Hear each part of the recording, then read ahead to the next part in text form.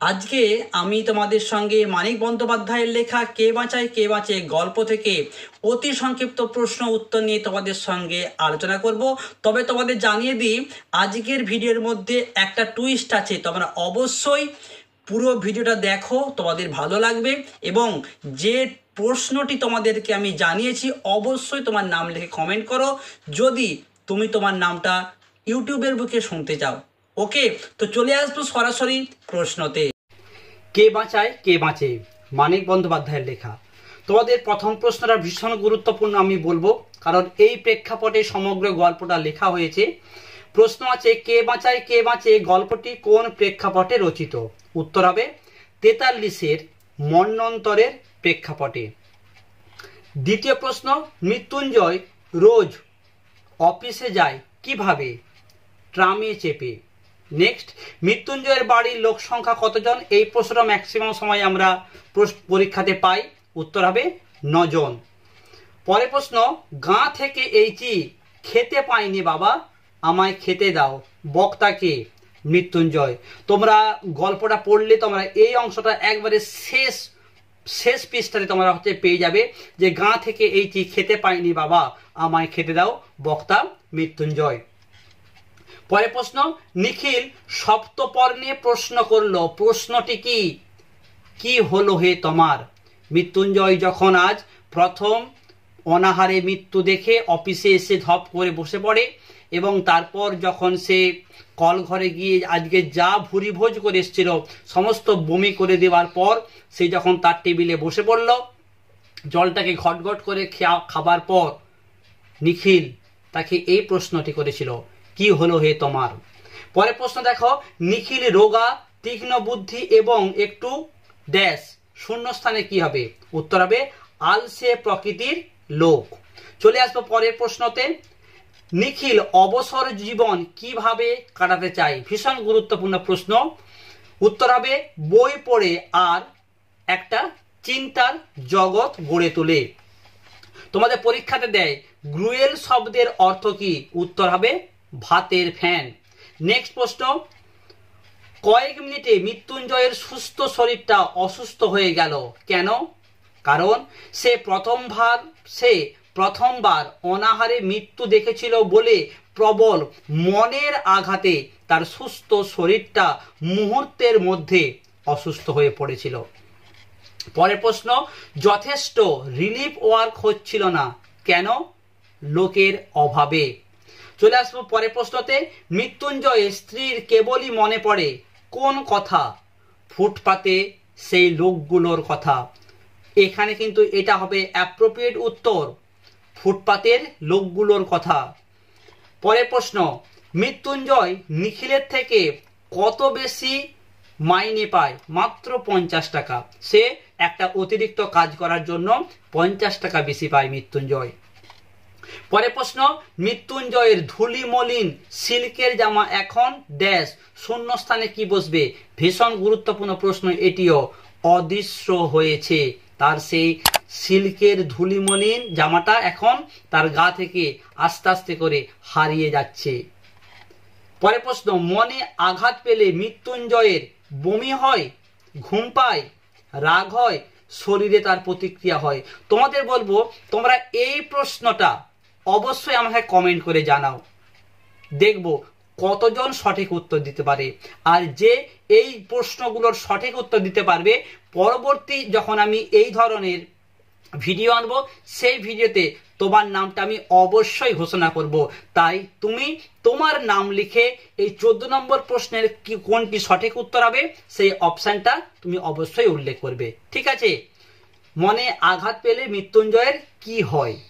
Next প্রশ্ন দেখো কি আছে, কি কারণে সে মৃত্যুঞ্জয়কে পছন্দ করে? সে বলতে নিখিল যে মৃত্যুঞ্জয়কে পছন্দ করে তার কারণটা কি? না, মৃত্যুঞ্জয় শুধু নিরীহ, শান্ত, দরদি, ভালো মানুষ বলে নয়, সৎ সরল বলেও নয়। মানব সভ্যতার সবচেয়ে প্রাচীন ও সবচেয়ে পচা ঐতিহ্য আদর্শবাদের কল্পনা তাপস বলে অন্য সকলের মতো নিখিলও মৃত্যুঞ্জয়কে ভালোবাসে বা পছন্দ করে। পরের প্রশ্ন, নিখিল সংবাদপত্রটি তুলে নিল, এই সংবাদপত্রে আজ কি মন্তব্য করা হয়েছে?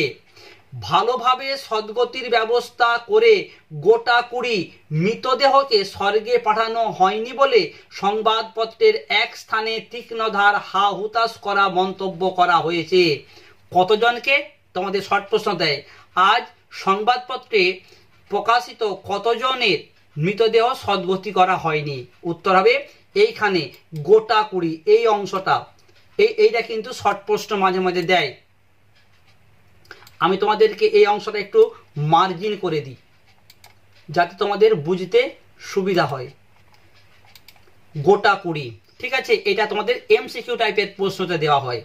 নেক্সট প্রশ্ন, সংসারে তার নাকি মন নেই, কার মন নেই? সবাই এই প্রশ্নের ভুল উত্তর দিয়ে আসে যে মৃত্যুঞ্জয় ওই অনাহারে মৃত্যুর পর সে যখন রাস্তার ফুটপাতে ঘুরছিল তখন তার আর সংসারের দিকে মন থাকেনি। এটা কিন্তু অ্যাপ্রোপ্রিয়েট উত্তর না।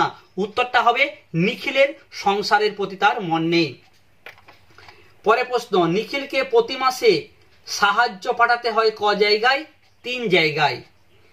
মৃত্যুঞ্জয় মাথা খুঁড়ে মরছে কার মতো? সারসিতে আটকানো মৌমাছির মতো। এটা হবে সারসি, দন্তেস রেপটা তোমার একটু লাগিয়ে নেবে, সারসিতে আটকানো মৌমাছির মতন। চলে আসবো পরের প্রশ্ন। এই প্রশ্নটাও ম্যাক্সিমাম সময় আমরা টেস্ট পেপারে বা ফাইনালেতে পাই। মৃত্যুঞ্জয়ের বাড়ির বাজার ও কেনাকাটা করে কে? মৃত্যুঞ্জয়ের ছোট ভাই আর তার চাকর। উত্তরটি হবে চাকর ও তার ছোট ভাই। নেক্সট প্রশ্ন কি আছে? মৃত্যুঞ্জয়ের অভিজ্ঞতার কাছে নিখিলের কোন বিষয়টি অর্থহীন হয়ে যায়? ভীষণ গুরুত্বপূর্ণ প্রশ্ন, কথার মার প্যাঁচ। পরের প্রশ্ন, নিখিল মৃত্যুঞ্জয়ের ক বছর আগে বিয়ে করে? 2 বছর, 3 বছর, 5 বছর না 1 বছর? এই প্রশ্নটিও তোমাদের বলবো, তোমরা অবশ্যই কমেন্ট করে জানাবে। প্রথমে তোমাদেরকে আমি একটা প্রশ্ন দিয়েছিলাম 14 নম্বর দাগের প্রশ্ন, যে মনে আঘাত পেলে মৃত্যুঞ্জয়ের কি হয়, এই 14, আর এইখানে একটা তোমাদের প্রশ্ন দিলাম 22। এই দুটো প্রশ্নের উত্তর তোমরা অবশ্যই তোমাদের নাম লিখে কমেন্ট করো। পরবর্তী যখন এই এমসিকিউ বা এসএকিউ টাইপের প্রশ্নের উত্তর তোমাদেরকে জানাবো, সেখানে তোমার নামটা আমি অবশ্যই বলবো। তবে তোমাদের বলে দিই, যে সবার প্রথমে এই দুটো প্রশ্নের সঠিক উত্তর দিতে পারবে তারই নাম কিন্তু আমি ঘোষণা করব। ওকে, নেক্সট প্রশ্ন, এ অপরাধের প্রায়শ্চিত্ত কি? অপরাধটা কি? একদিকে মানুষ যখন না খেতে পেয়ে অনাহারে মারা যাচ্ছে, সেই সময় মৃত্যুঞ্জয় সব জেনে শুনে 4 বেলা ভুরি ভোজ করছে, এটাকেই মৃত্যুঞ্জয় অপরাধ বলে মনে করেছে। পরের প্রশ্ন, ওটা পাশবিক স্বার্থপরতা, কোন কাজকে পাশবিক স্বার্থপরতা বলা হয়েছে? 10 জনকে খুন করার বদলে নিজেকে না খাইয়ে মারা বড় পাপ। নিখিলের এরূপ দার্শনিক যুক্তিকে মৃত্যুঞ্জয় পাশবিক স্বার্থপরতা বলে মনে করেছেন।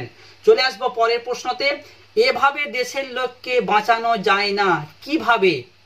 না, মৃত্যুঞ্জয় আর তার স্ত্রী অর্থাৎ টুনির মা যখন একবেলার খাবার ওই পথচারীদের, অনাহারভুক্ত পথচারীদের বিলিয়ে দিচ্ছিলেন, ঠিক সেই সময় নিখিল বলেছিল যে এই একবেলার খাবারটা যে সেই রাস্তার পথচারীদেরকে দিয়ে দিচ্ছে, এইভাবে আমাদের দেশে যে দুর্ভিক্ষের জন্য হাহাকার পড়ে গেছে সেটাকে মেটানো কিন্তু সম্ভব নয়।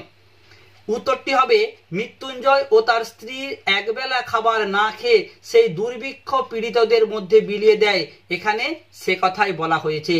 পরের প্রশ্ন, একটা কাজ করে দিতে হবে ভাই, কি কাজ? না, তোমাদের জানিয়ে দিই, এই অংশের বক্তা হচ্ছে মৃত্যুঞ্জয়। মৃত্যুঞ্জয় নিখিলকে বলেছিল, কি বলেছিল? মৃত্যুঞ্জয় যখন মাস মাইনের বেতনটা পেয়েছিল, সে বেতনটাকে বলেছিল যেন কোনো একটা রিলিফ ফান্ডে গিয়ে দিয়ে আসে। ঠিক আছে, উত্তরটা হবে মৃত্যুঞ্জয়ের মাস মাইনের সমস্ত টাকাটা নিখিলকে কোনো একটা রিলিফ ফান্ডে দিয়ে আসতে হবে। পরের প্রশ্ন, নিখিলেরও মনটা খারাপ হয়ে যায়, নিখিলের মনটা খারাপ হয় কেন? উত্তর হবে মৃত্যুঞ্জয়ের চোখ ছলছল করেছে দেখে নিখিল কষ্ট পায়, বন্ধুর কষ্ট দেখে তারও মনটা খারাপ হয়ে যায়। পরের প্রশ্ন, গ্লাসে জল পান করে খালি গ্লাসটা নামিয়ে রেখে কি করলো? তোমরা ভালো করে টেক্সট বইটাকে অবশ্যই পড়বে, তার কারণ এখন দেখা যাচ্ছে এই বেশ কয়েকটি বছর বিভিন্ন লাইন তুলে কিন্তু শর্ট প্রশ্ন আসছে, তাই তোমরা টেক্সট বইটাকে অবশ্যই বারবার খুঁটিয়ে পড়ার চেষ্টা করবে। উত্তরটি হবে মৃত্যুঞ্জয় খালি গ্লাসটা নামিয়ে শূন্য দৃষ্টিতে দেয়ালের দিকে তাকিয়েছিল। উত্তরটি হবে শূন্য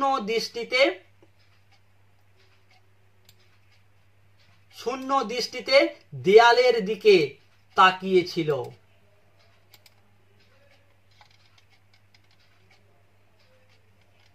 পরের প্রশ্ন, বাড়িটা তার শহরের, মৃত্যুঞ্জয়ের বাড়িটা শহরের কোথায়? বস্তি এলাকায়, শহরে, নিরিবিলি অঞ্চলে না গ্রামে? এই একটা প্রশ্ন। তোমাদেরকে আমি তিনটে প্রশ্ন আমি বলবো, অবশ্যই সঠিক উত্তরটি তোমরা তোমাদের নাম লিখে কমেন্ট করো। নেক্সট ভিডিওতে যদি তুমি তোমার নাম ইউটিউবের বুকে শুনতে চাও, ওকে? চট করে খুবই সহজ প্রশ্ন, তোমরা কমেন্ট করে দাও এই তিনটে প্রশ্নের কি উত্তর হবে।